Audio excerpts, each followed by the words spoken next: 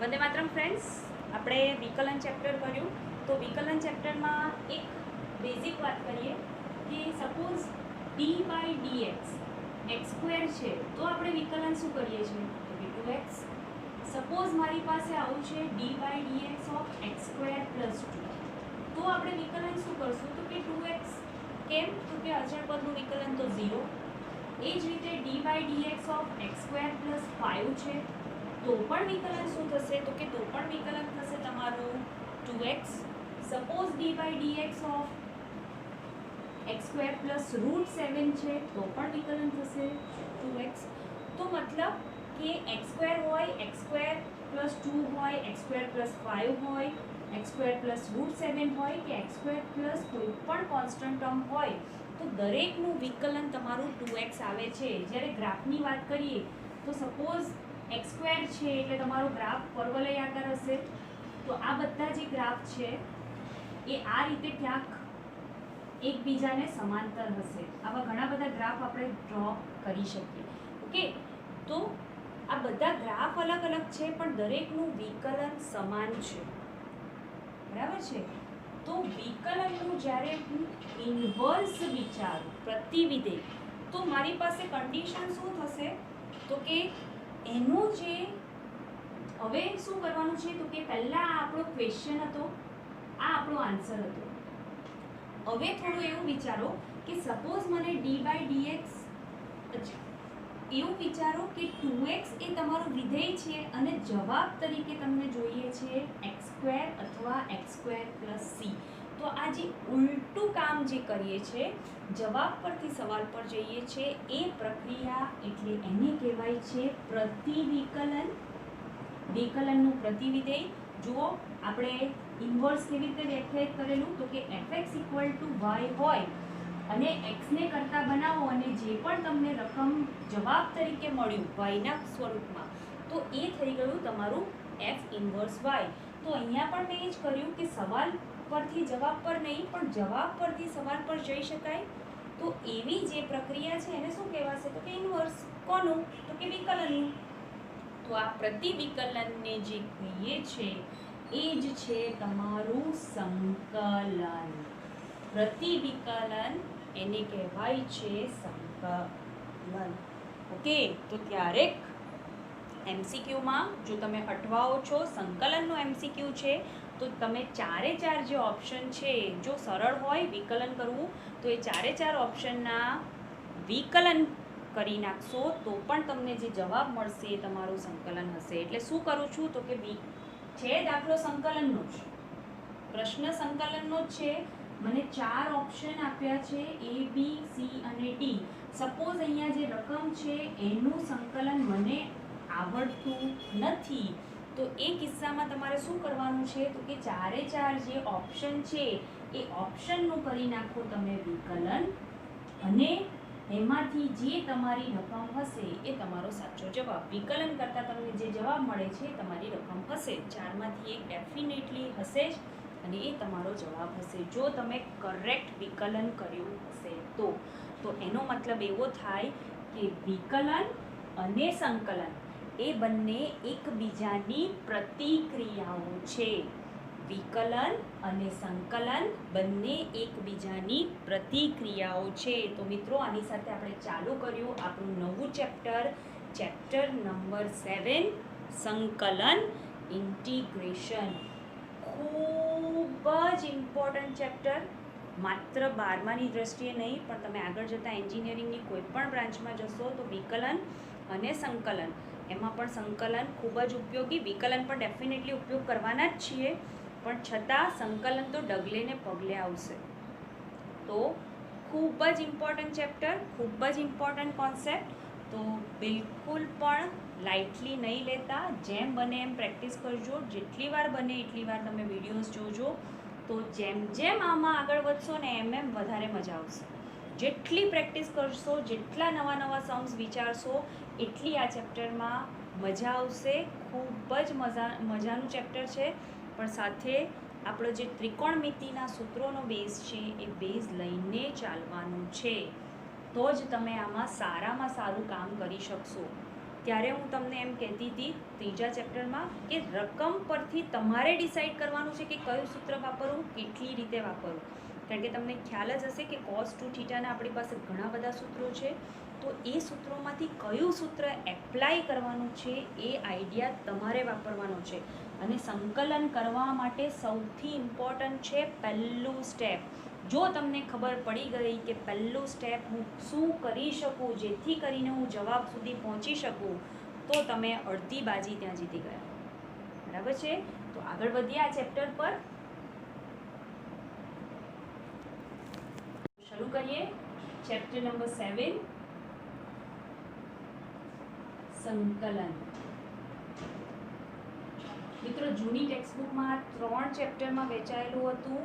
છઠ્ઠું અને બીજી ટેક્સ્ટબુકનું બીજું અને ત્રીજું, એ ત્રણેય ચેપ્ટર કમ્બાઈન કરીને અહીંયા બનાવ્યા છે. એટલા માટે આમ જોવા જાઓ તો ખૂબ જ લાંબુ ચેપ્ટર છે અને થોડું વેરિએશન સાથે બધા પ્રશ્નો આવતા જશે. તમારે મેથડ્સ યાદ રાખવાની છે. મેથડ્સ યાદ રાખવા માટે તમારે કરવી પડશે સતત અને સતત પ્રેક્ટિસ. ચેપ્ટર નંબર 7, સંકલન, ઇન્ટિગ્રેશન. બને ત્યાં સુધી આપણે ઇંગ્લિશ વર્ડ યુઝ કરશું. હમણાં જ મેં તમને જે સમજાવ્યું એ રીતે કે આપેલ વિધેય કયા વિધેયનું વિકલિત છે એ શોધવાની પ્રક્રિયા. આપેલ તમને જે વિધેય છે, મેં કીધું ને કે 4 ઓપ્શન છે, 4 ઓપ્શનમાંથી કયો તમારો જવાબ છે એ શોધવા માટે તમે શું કરી શકો? સંકલન નહીં કરતા ડાયરેક્ટ તમે 4 જે ઓપ્શન છે એનું વિકલન કરી નાખો. ઓકે, તો આપેલ વિધેય કયા વિધેયનું વિકલિત છે તે શોધવાની પ્રક્રિયા એટલે સંકલન. કંઈક ઊંધા કાન પકડ્યા છે કે આ તમારું સપોઝ વિકલન છે, આ તમારું સંકલન છે. તો સપોઝ કે મને સંકલન નથી આવડતું, જવાબ મને ખબર નથી પડતો, તો શું કરું છું? તો કે ઊંધું વિચારું છું કે કયા વિકલનનો જવાબ તમને આ જે સંકલનની રકમ આપી છે તે આવી શકે. એટલે કરવાનું સંકલન જ છે, પણ પહેલાં વિકલન પર જઈશ, કયાનું વિકલન છે ઉલટું વિચારીશ, એટલે મને મળશે જવાબ તરીકે તમારો જે સવાલ છે તે. ઓકે, તો આપેલ વિધેય કયા વિધેયનું વિકલિત છે તે શોધવાની પ્રક્રિયા એને કહેવાય છે. આ પ્રક્રિયા એટલે તમે એને પ્રતિવિકલન કહી શકો અથવા સંકલન કહી શકો. પ્રતિવિકલન અને સંકલન બંને એક જ શબ્દ છે, બંને એક જ સરખું મિનિંગ બતાવે છે. ઓકે, જે વિધેય આપેલ વિધેયના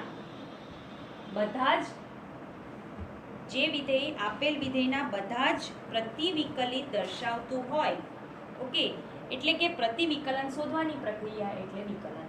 ઇન શોર્ટ, કે પ્રતિવિકલન શોધવાની પ્રક્રિયા.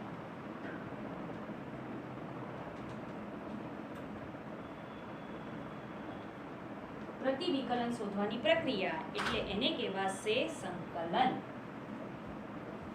અથવા પ્રતિવિકલન.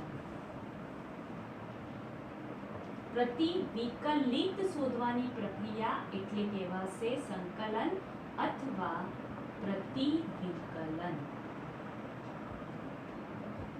ઓકે, એના માટે બીજું એક શબ્દ પણ વપરાય છે, એ છે પૂર્વક.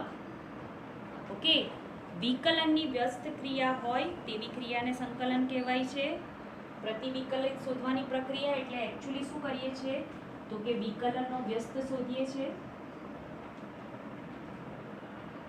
આ બધી વ્યાખ્યાઓ છે, વ્યાખ્યાનું આમ તો કામ નથી, પણ તમારે જે કોન્સેપ્ટ છે કોન્સેપ્ટ યુઝ કરવાનો છે દાખલામાં. એટલે વિકલનનો વ્યસ્ત શોધવાની પ્રક્રિયા એટલે એ પણ કહેવાશે સંકલન. ઓકે, આપેલ વિધેયનું વિકલન શોધવાને બદલે તમે કયા વિધેયનું વિકલિત આપ્યું છે, એટલે મેં તમને કીધું ને કે જવાબ પરથી તમે સવાલ પર જવાને બદલે શું કરો છો? સવાલ પરથી જવાબ પર જવાને બદલે તમે જવાબ પરથી સવાલ પર જાઓ છો. એટલે તમે ઇનડાયરેક્ટલી પ્રતિક્રિયા કરો છો, તો એને પણ તમે સંકલન કહી શકો. એના માટે ત્રીજો વર્ડ પણ વાપર્યો છે પૂર્વક. ઓકે, તો આ ત્રણ શબ્દો એ સંકલન માટે વપરાય છે. કે આ પ્રક્રિયા પ્રશ્નનો ઉત્તર શોધવાને બદલે ઉત્તર પરથી પ્રશ્ન પર જાઓ છો, એને પણ તમે સંકલન, પ્રતિવિકલન અથવા પૂર્વક કહી શકો. ક્યારેક તમને પ્રશ્ન ટ્વિસ્ટ કરવા માટે એવું પૂછે કે નીચે આપેલ વિધેયનો પૂર્વક શોધો, તો પૂર્વક એટલે તમારે સંકલન શોધવાનું છે. ઓકે, તો હવે ડાયરેક્ટ જઈએ મિત્રો સ્વાધ્યાય 7.1 નો પ્રશ્ન 1. તમને શું કીધું છે જુઓ પ્રશ્ન. આજે મેં ઉલટી પ્રક્રિયા સમજાવી તમને વિકલન પરથી સંકલન પર જવાનું, તો એ જ વસ્તુ તમારે પહેલા પ્રશ્નમાં કરવાની છે. તમે શું કીધું છે કે નીચે આપેલ વિધેયોના પ્રતિવિકલિત એટલે કે સંકલન આપણે શોધવાનું છે. ઓકે, પહેલો પ્રશ્ન છે એમાં શું આપ્યું છે? ઓકે, 1 2 3 4 અહીંયા જ નંબર આપ્યા છે. તો ક્વેશ્ચન નંબર 1 એ આપ્યું છે તમને sin 2x. તો તમારે એવું વિચારવાનું છે કે કયા પદનો જવાબ, કયા પદનું હું વિકલન કરું અને મારો જવાબ sin 2x આવે. જોજો હા, ધ્યાનથી સાંભળજો. એવું કયું પદ લઉં? તો ચલો પહેલા તો sin x કોનું વિકલન છે? તો કે cos 2x નું. sin 2x છે એટલે cos 2x તો જોઈશે. બીજી વસ્તુ જોજો હા, અહીંયા મારે લખવાનું છે d/dx, અહીંયા મારે લખવાનું છે d/dx. તો cos નું વિકલન તો માઇનસ સાઇન આવે, તો અહીંયા -2 કરવું પડશે. બીજું પાછું અહીંયા જો વિકલન કરું છું, ઉલટું વિચારવાનું છે કે કોનો જવાબ sin 2x છે. તો પહેલું તો સાઇન કોનો જવાબ છે, કોનું વિકલન છે? તો કે કોસનું. પણ કોસનું વિકલન સાઇન નથી, માઇનસ સાઇન છે. હવે અહીંયા તો માઇનસ ચિહ્ન નથી એટલે મારે અહીંયા મૂકવું પડે. બીજી વસ્તુ કે અહીંયા cos 2x છે, તો પાછું શું થશે? cos 2x નું વિકલન પાછું 2 થાય, તો હું અહીંયા કરી દઉં છું /2. ઓકે, ઉલટું કર્યું. શું ઉલટું કર્યું? તો કે પહેલાં તો વિચાર્યું કે સાઇન કોનું વિકલન છે? તો કે કોસનું. પણ કોસનું વિકલન તો માઇનસ સાઇન છે એટલે માઇનસ સાઇન અહીંયા મૂકી. જે પદ ગુણાકારમાં છે એના વડે ભાગ્યું. હવે જરાક જુઓ શું થશે. તો કે આનું વિકલન કરું, બોલો કોસનું વિકલન minus sine x, minus already આપણે ગુણી દીધું છે, /2 છે. અને સાઇન એક્સનું વિકલન શું છે? તો કે 2. જો 2 કટ થશે, માઇનસ માઇનસ પ્લસ થશે અને આવી જશે તમારો જવાબ. તો તમે આ રીતે ઉલટું વિચારી શકો. ચલો, ઉલટું તો આપણે વિચારી લીધું. હવે એક કામ કરું છું, આને કયા ફોર્મેટમાં લખવાનું છે, કેવી રીતે લખવાનું છે એ બતાવું. આ તમને મેં બેઝિક આઈડિયા આપ્યો કે કેવી રીતે પ્રશ્ન સવાલ પરથી નહીં, જવાબ પરથી સવાલ પર જવાનું છે, રાઈટ? તો કેવી રીતે લખશું? તો કે આને એમનું એમ રાખો, સવાલ જોઈને જવાબ વિચારી લેવાનો છે. જવાબ વિચારી લીધો મેં, આને એઝ ઇટ ઇઝ રાખો, ઇઝ ઇક્વલ ટુ આ આવી ગયો મારો સવાલ. જો આ જવાબ છે અને આ આવી ગયો મારો સવાલ. ઓકે, હવે મારે શું કરવાનું છે? તો કે સંકલનના સ્વરૂપમાં લખવાનું છે. આને એકચ્યુઅલી લખાય આ રીતે d/dx of -cos 2x/2 equal to sin 2x. અને આ જ વસ્તુને જો સંકલન સ્વરૂપમાં લખવું હોય, હા, હજી એક વસ્તુ મિસિંગ છે. હજી એક વસ્તુ અહીંયા એમ પણ કરી શકું, +c લખી શકું. કેમ? તો કે +c નું વિકલન તો 0 થાય. ઓકે, તો અહીંયા પણ હું +c લખી દઉં છું, કારણ કે મેં તમને હમણાં જ બતાવ્યું કે x² હોય, x² + 2 હોય, x² + 5 હોય, x² + c હોય, બધાનું તમારું વિકલન તો આ જ થશે. કેમ? તો કે c નું અચળ પદનું વિકલન 0, બરાબર?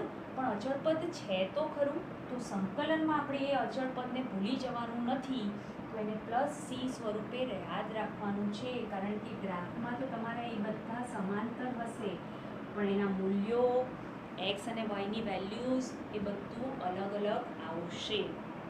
ઓકે, તો આપણે જ્યારે પણ સંકલન લખશું ત્યારે +c ડેફિનેટલી લખશું, ફક્ત અનિયતમાં, જ્યારે તમને કોઈ લિમિટ આપી નથી. તો આને હું લખી શકું, જુઓ આ રીતે. આ જે dx છે, d/dx છે, એનો વ્યસ્ત સામે જશે એટલે શું થઈ જશે? એનો વ્યસ્ત. તો આ છે તમારો સંકલનનો સિમ્બોલ. કેવી રીતે કરવાનું છે? s નથી બનાવવાનો, આ રોંગ મેથડ છે. બાજુમાં આટલું નાનું પણ નથી કરવાનું, એ પણ રોંગ છે. તમારું જે વિધેય છે, તમારું જે કોઈ પણ વિધેય છે સંકલનમાં, એના કરતાં સિમ્બોલ ડેફિનેટલી મોટો દેખાવો જોઈએ. તમારે 2 લાઈનનો યુઝ મિનિમમ કરવાનો છે આ સિમ્બોલ બનાવવા માટે. એક્ઝેક્ટ એસ નથી. શું કરવાનું છે તો કે થોડોક જ વળાંક આપવાનો છે. ઓકે, આવો કંઈક સિમ્બોલ છે. તો આ છે તમારો સંકલનનો સિમ્બોલ. જોજો ફરીથી એકવાર ડ્રો કરું છું.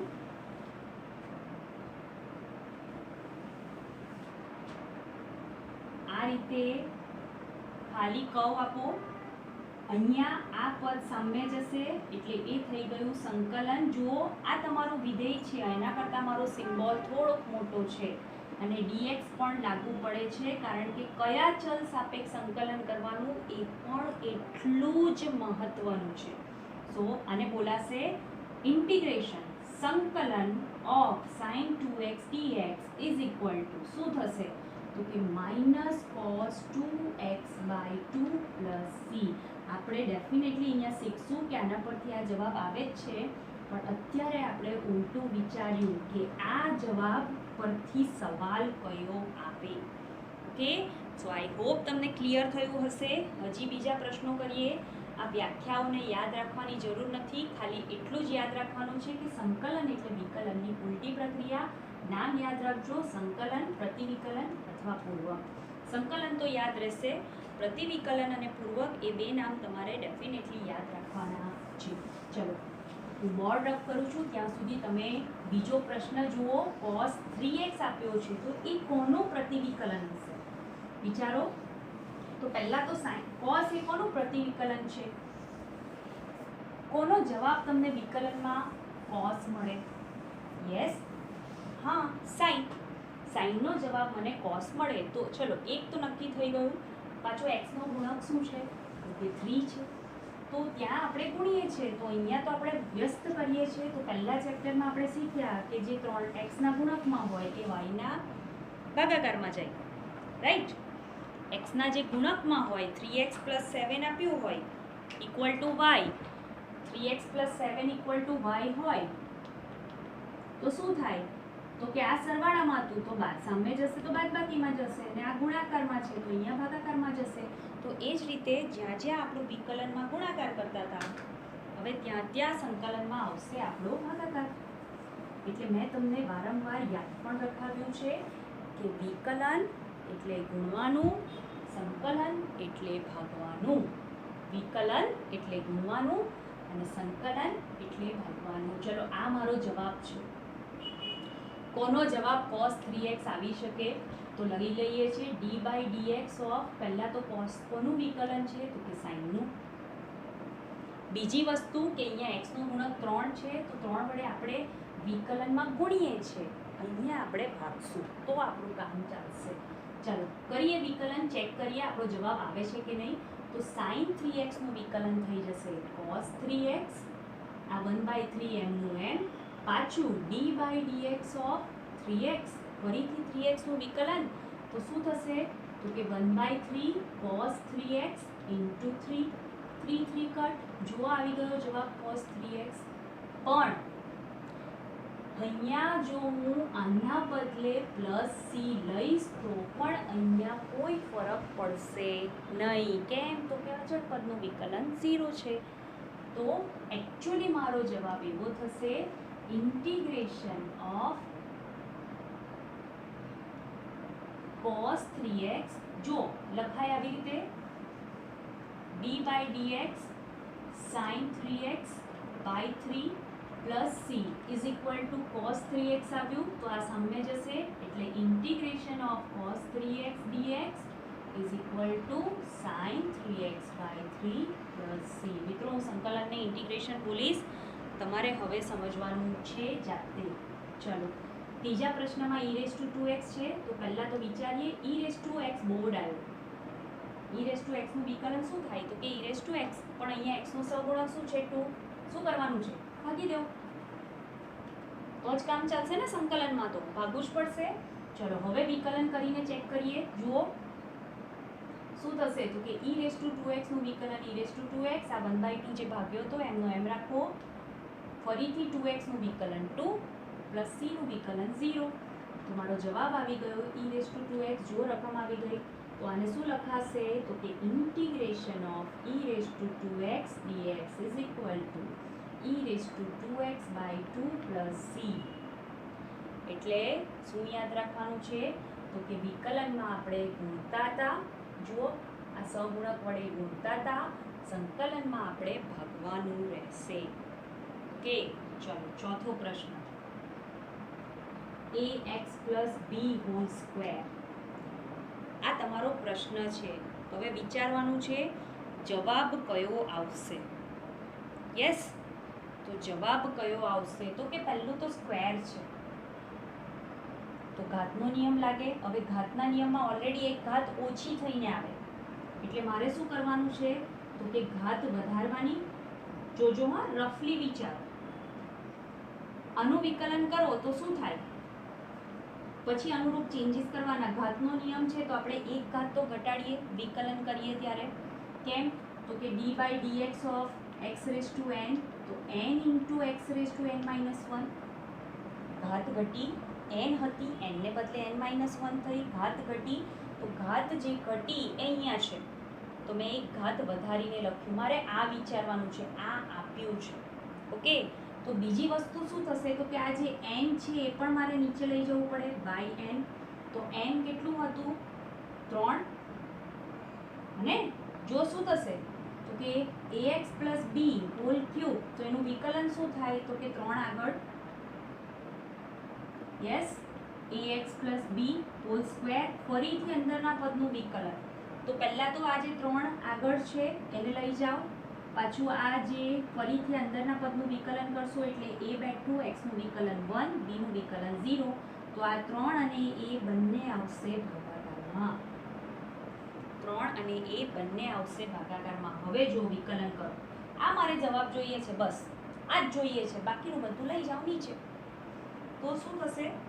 તો કે વિકલન કરીને જુઓ, અહીંયાથી આપણે દાખલો શરૂ કર્યો, આ જવાબ મારે લાવવાનો છે. તો 1/3a એઝ ઇટ ઇઝ. ઘાતનું વિકલન થશે 3 આગળ ax + b. આ જે કર્યું છે સેમ જ છે. ફરીથી ax + b નું વિકલન અને અચળ પદનું વિકલન 0. ચલો 3 3 કટ થઈ ગયું. 1/a વધશે. અહીંયા ax + b² * a + c. a પણ કટ. ax + b² + c નહીં આવે, સોરી, અચળ પદનું વિકલન 0. તો આ મારો જવાબ, આ પ્રશ્ન આવી ગયો. જોજો, ફરીને આ વિડીયો જોજો. શું કરીએ છે? તો કે ઉલટું વિચારીએ છે કે કયા વિકલન માટે આ તમારો જવાબ આવશે. કયા વિકલન માટે આ તમારો જવાબ આવશે. તો આને લખી શકાય. તમારો જવાબ આવ્યો એ થઈ ગયું સંકલન ax + b² dx is equal to શું લખાશે? તો કે આ તમારું સંકલન થશે ax + b³ / 3a + c. Okay, ચલો એ જ રીતે પાંચમો પ્રશ્ન જોઈએ.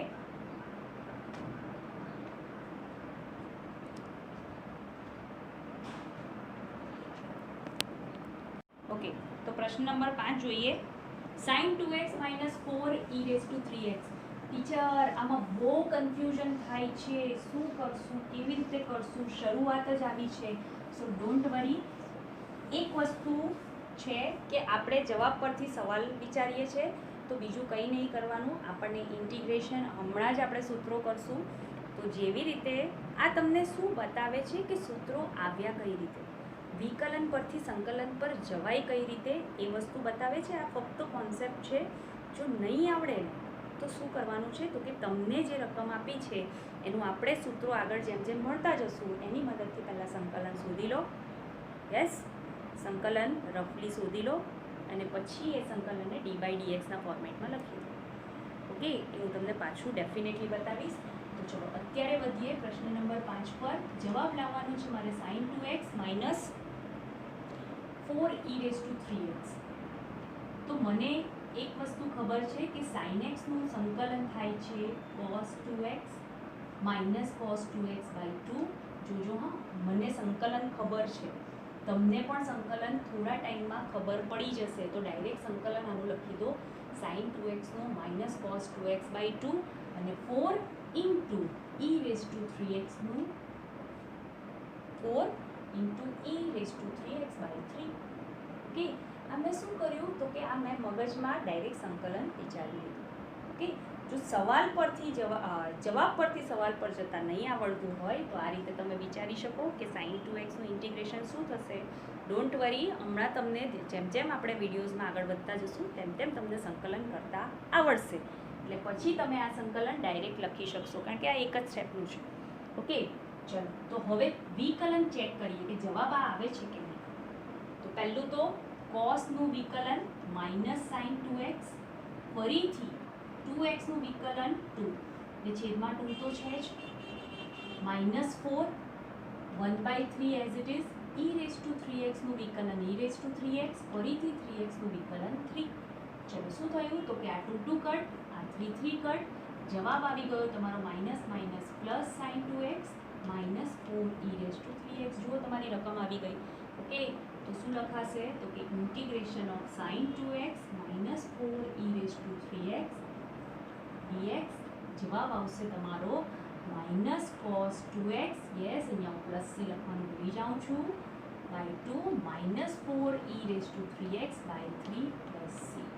ઓકે, જેમ જેમ આપણે આગળ વધશું તો આનું સંકલન આપણે મેળવવાના જ છીએ અને કરવાના જ છીએ. તો જો તમને આના પરથી જવાબ પરથી સવાલ મેળવતા ના આવડતું હોય તો ડાયરેક્ટ સંકલન કરી નાખો. ડાયરેક્ટ સંકલન મગજમાં કરો, અહીંયા લખો d/dxના ફોર્મેટમાં. ક્યારે તમને એમ કીધું હોય કે પ્રતિવિકલિત નિરીક્ષણની રીતે લખો, એટલે કે તમારે વિકલન વિચારીને એના પરથી સંકલન લખવાનું હોય ત્યારે. ઓકે, તો આની થોડીક પ્રેક્ટિસ કરો. ઉદાહરણમાં આપ્યા છે દાખલા, એ નેક્સ્ટ વિડીયોમાં જોઈશું. બરાબર છે, છતાં ત્યાં સુધી જાતે પણ પ્રેક્ટિસ કરો. Thank you. વંદે માતરમ.